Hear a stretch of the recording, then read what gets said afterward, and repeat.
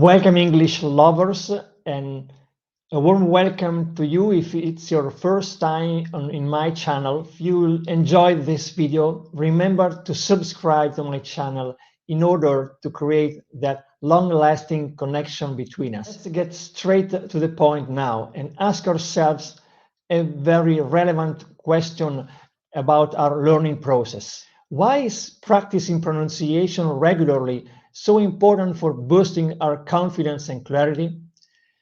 To answer this question, I have to tell you something in advance, and it has to be clear since the beginning.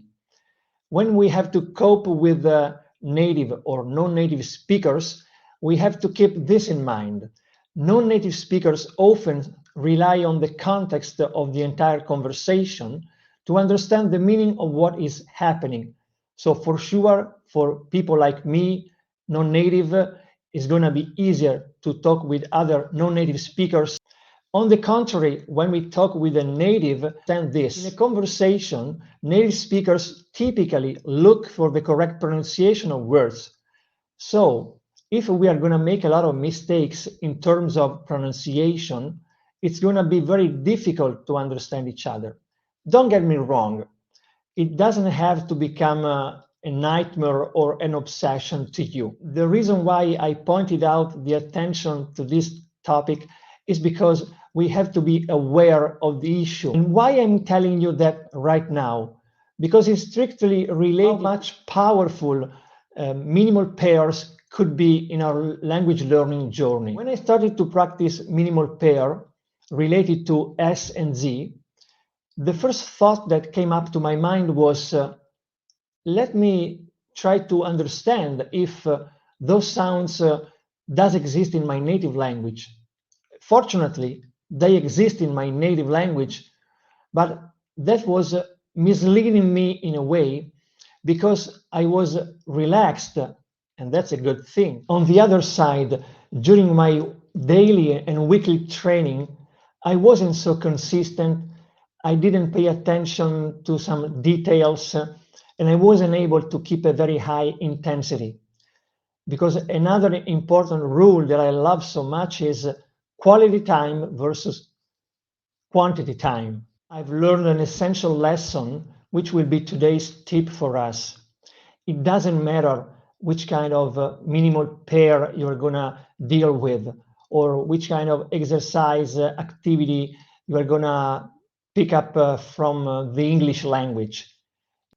Every time you do something, you have to try to be very consistent, persistent, accurate, and try to keep a very high intensity during your weekly habits, because it's going to pay off in the long term. Let me tell you something specific about S and Z sound before put them into practice. S is a voiceless sound, so it doesn't involve the vocal cords.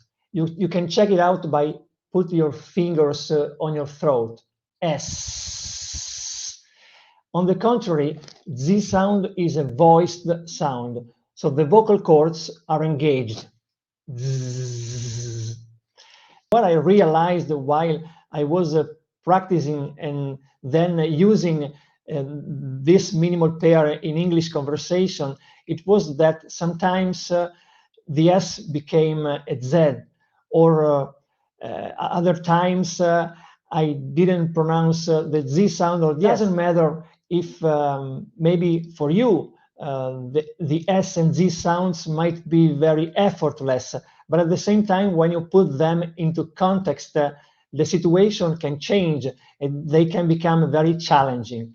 But now let's start reading to get used to the sounds, and we have to be able to differentiate them. The ice is melting due to global warming. Ice, S.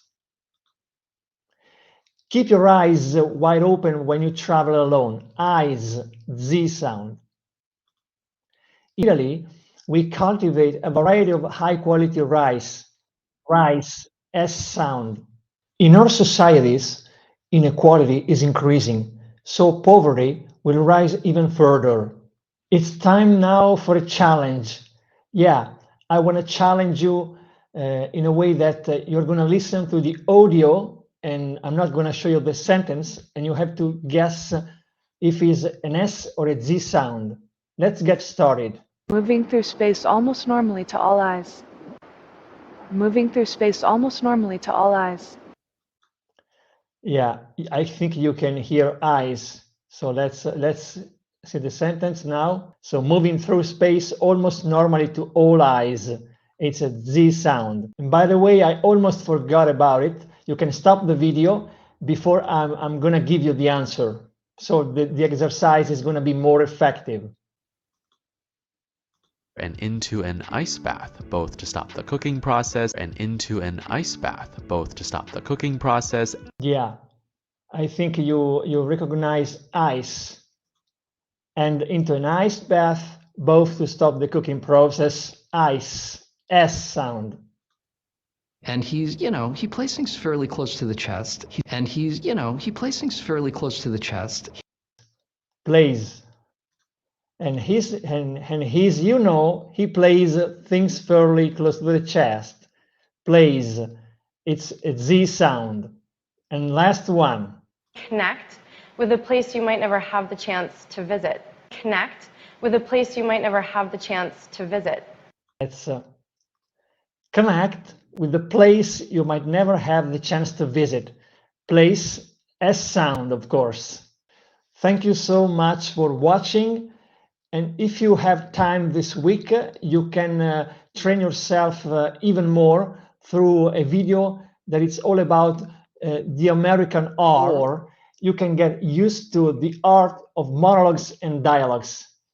Thank you. See you in the next episode.